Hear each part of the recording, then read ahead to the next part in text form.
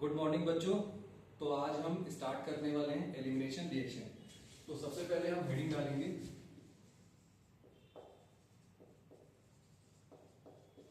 Elimination reaction. ठीक है, तो जो एलिमिनेशन रिएक्शन है, एलिमिनेशन रिएक्शन हमारे टू टाइप्स के होते हैं। एक होता है E1 और एक होता है E2। तो इसको हम देखते हैं। First one is E1 and second one is E2। Elimination reaction दो टाइप के हैं। फर्स्ट जो E1 है इसको हम बोलते हैं यूनी मॉलिक्यूलर एलिमिनेशन, और जो हमारा E2 है, E2 को बोलते हैं हम बाई मॉलिक्यूलर एलिमिनेशन। अच्छा, यहां पे आपको एक चीज दिख रहा होगा, इसमें बोला है यूनी मॉलिक्यूलर एलिमिनेशन। अब ये जो यूनी मॉलिक्यूलर एलिमिनेशन है इसका मतलब क्या? यूनी मॉलिक्यूलर मतलब एक मॉलिक्यूल। अब वो एक मॉलिक्यूल कैसे है, मैं जब अभी डिस्कस करूंगा इस पूरी रिएक्शन को डिटेल में तो आपको समझ में आएगा। यहाँ पे E2 में देखा बाई मॉलिक्यूलर का मतलब टू मॉलिक्यूल्स। तो ये two molecules bi molecular uni molecular क्यों बोल रहा है, इसको हम डिस्कस करते हैं। तो सबसे पहले हम डिस्कस करते हैं E2, है ना। E2 जो मैकेनिज्म है इसको हम डिस्कस करेंगे। तो हेडिंग डालेंगे हम लोग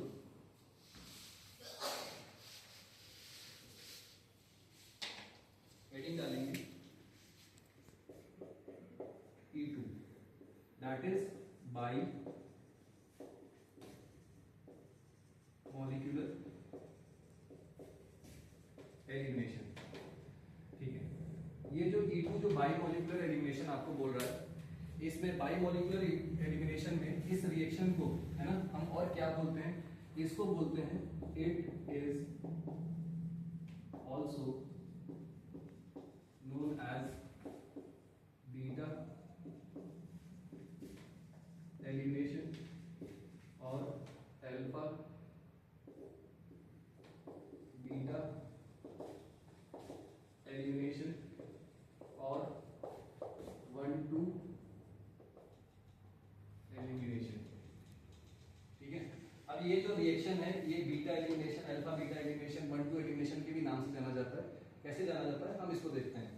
तो सबसे पहले ये जो मैकेनिज्म है ये सिंगल स्टेप मैकेनिज्म है। ठीक है, इस मैकेनिज्म में कोई भी कार्बोकेटाइन का फॉर्मेशन नहीं होता है। अब ये मैकेनिज्म होती किस तरीके से हम इसको समझते हैं। तो हम हेडिंग डालेंगे मैकेनिज्म।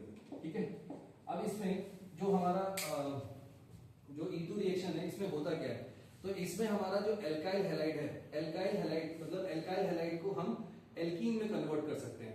एल्काइल हैलाइड को जब हम एल्कीन में कन्वर्ट करते हैं तो कुछ सम स्पेसिफिक रिएजेंट्स के हेल्प से करते हैं। वो रिएजेंट्स क्या होते हैं, वो हमारे स्ट्रॉन्ग बेसिस होते हैं। अब वो स्ट्रॉन्ग बेसिस कौन कौन से हैं उसको डिस्कस करेंगे। सबसे पहले हम क्या कर लेते हैं, सबसे पहले हम यहाँ पे मैकेनिज्म को देखते हैं कि ये E2 रिएक्शन होता किस तरीके से किया जाता है। तो जैसा कि मैंने आपको बताया कि इसमें ये आपका एल्काइल हैलाइड एल्कीन में कन्वर्ट होता है। तो मतलब रिएक्टेंट में आपका कौन आएगा, एल्काइल हैलाइड। तो सबसे पहले हम एक एल्काइल हैलाइड को लेते हैं। सपोज करिए यहां पे मैंने एक एल्काइल हैलाइड लिया CH2 CH3 CH H CH and X CH3। ये मैंने क्या ले लिया, एक यहां पे एल्काइल हैलाइड ले लिया।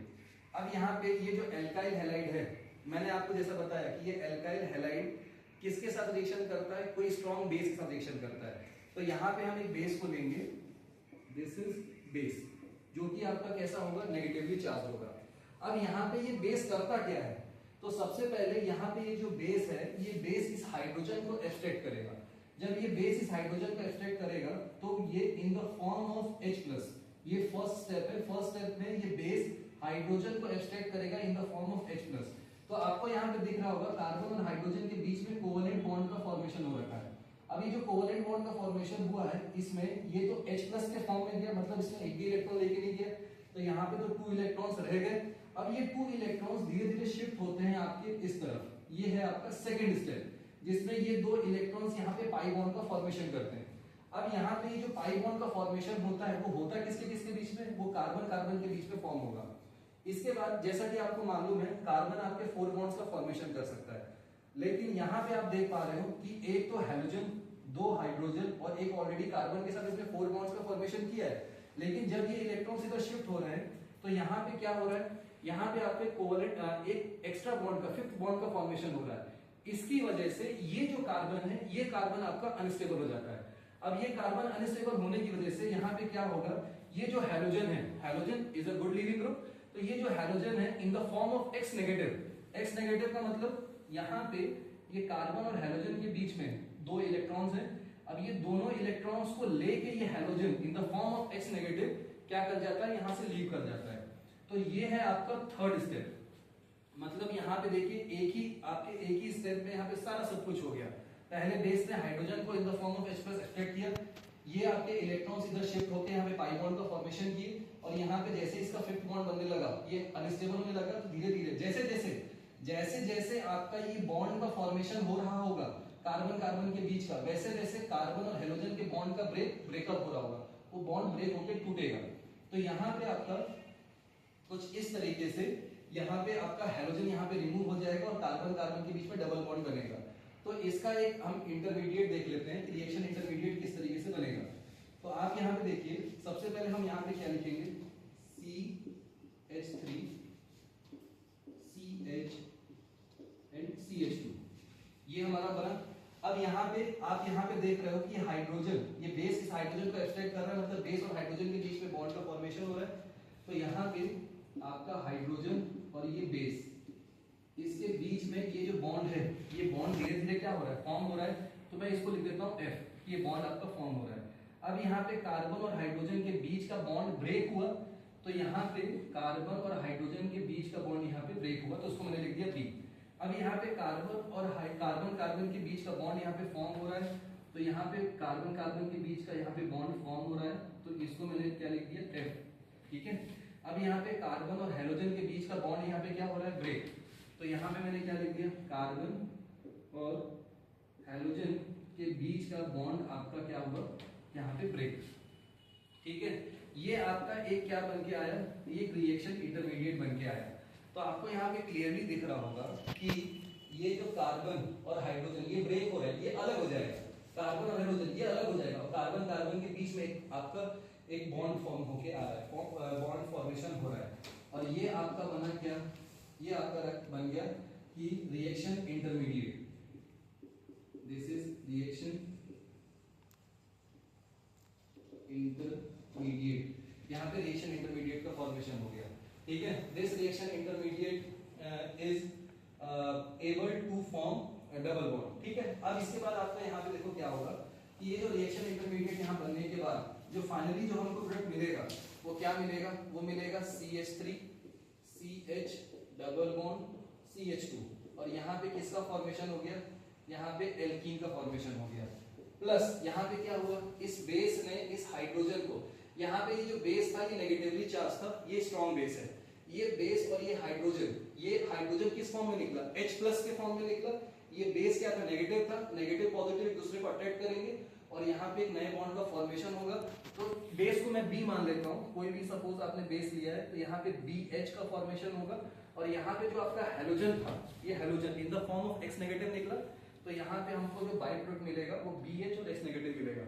तो यहाँ पे जो हमको मेन प्रोडक्ट मिला वो कौन मिला, एल्कीन मिला। और क्या कहाँ से मिला, जब हमने एल्काइल हैलाइड से मिला। तो ये एल्काइल हैलाइड आपका किस में कन्वर्ट हो रहा है, एल्कीन में कन्वर्ट हो रहा है। अच्छा, तो इसमें एक चीज और हम समझते हैं कि इसमें क्या और क्या चीजें हुई। तो जैसे आप देखो यहाँ पे जिस ये जो नेम मैंने यहाँ पे लिखा था, alpha beta elimination, 1 2 elimination, beta elimination, ये क्यों लिखा है इसको भी समझ लेते हैं। तो आप यहाँ पे देखो ये X के साथ हाइड्रोजन लगा, कार्बन से हाइड्रोजन लगा है, तो ये जो हाइड्रोजन जिस कार्बन से लगा है इसको अपन बोलते हैं अल्फा कार्बन, उसके जस्ट एडिसेंट कार्बन को हम क्या बोलते हैं, बीटा कार्बन। तो यहाँ पे जो आपका अल्फा कार्बन है, तो यहाँ पे आप देखो एलिमिनेशन बोला ना, एलिमिनेशन मतलब हटना। तो यहाँ पे देखो अल्फा कार्बन से आपका हाइड्रोजन हटा, बीटा कार्बन से हाइड्रोजन हटा, और अल्फा बीटा के बीच में डबल बॉन्ड बना। तो अल्फा और बीटा से ही जो चीजें हुई है अल्फा बीटा में ही एलिमिनेशन हुआ है। That's why this reaction is called alpha beta elimination. अगर सपोज करो आप इसको अल्फा बीटा नहीं बोलना चाहते हो, आप क्या बोलना चाहते हो, आप बोल रहे हो कि हाइड्रोजन से लगा जो कार्बन है दिस इज फर्स्ट कार्बन, उसका adjacent carbon is second carbon. तो ठीक है, तो यहाँ पे फर्स्ट कार्बन से हाइड्रोजन हटा और सेकेंड कार्बन से आपका हाइड्रोजन हटा, ठीक है। तो यहाँ पे हाइड्रोजन हटा, यहाँ से हाइड्रोजन हटा और फर्स्ट और सेकेंड कार्बन से हटा, तो यहाँ पे आपका इसको मैंने क्या बोल दिया, 1 to एलिमिनेशन बोल दिया, क्योंकि वहां पे एलिमिनेशन हुआ है। तो इस रिएक्शन को कराने के लिए ट्रिक भी है, बहुत इजी सी ट्रिक है, उसको अपन समझ लेते हैं। तो देखिए जैसे इसमें ट्रिक आपकी क्या बोलती है, फर्स्ट जैसे आपको जब भी क्वेश्चंस करना होगा हर बार हम मैकेनिज्म को थोड़े फॉलो करेंगे, मैकेनिज्म फॉलो करने बैठेंगे तो क्वेश्चन करने में टाइम लग जाएगा। तो हम एक ट्रिक देख लेते हैं जिससे हमारे रिएक्शन बहुत इजीली सॉल्व हो जाएंगे। तो सबसे पहले अपन को क्या देखना है, हमको सबसे पहले ये बोलना है कि अल्फा से हाइड्रोजन हटाओ, अल्फा से एक्स हटाओ। सेकेंड बीटा से हाइड्रोजन हटाओ, बीटा से हाइड्रोजन हटाओ। And third one is alpha beta, alpha beta के बीच डबल बॉन्ड बनाओ, ठीक है। अल्फा से हाइड्रोजन हटाओ, बीटा से हाइड्रोजन हटाओ, अल्फा बीटा के बीच डबल बॉन्ड बनाओ। तो अपन ने वही तो किया, देखो अल्फा से हाइड्रोजन हटा, बीटा से हाइड्रोजन हटा, अल्फा बीटा के बीच डबल बॉन्ड बन गया। यहाँ पे आपको क्लियरली दिख रहा होगा, यहाँ पे एल्कीन का फॉर्मेशन हो गया, ठीक है। अब यहाँ पे ये जो ट्रिक है इसके बेसिस पे अच्छा एक चीज, अब ये जो रिएक्शन हो रही है, इस रिएक्शन को होने के लिए कुछ रिएजेंट्स तो चाहिए। तो ये रिएक्शन होती किसके प्रेजेंस में, इसमें कौन से रिएजेंट्स हैं जो यहाँ पे यूज होते हैं, तो उसको हम देख लेते हैं।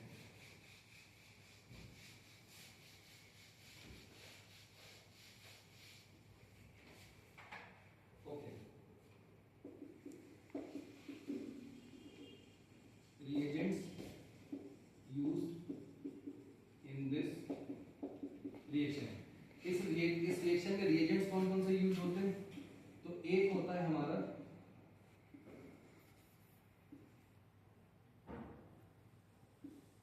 Alcoholic KOH plus heat, second one is NaNH2 plus heat. NaNH2 को हम सोडा माइट भी बोलते हैं, soda might. And third one is tertiary butoxide ion, और ये हीट। टर्शियरी ब्यूटॉक्साइड का जो है, इसका जो सिंबल बनता है दैट इज CH3CH3O नेगेटिव, ठीक है।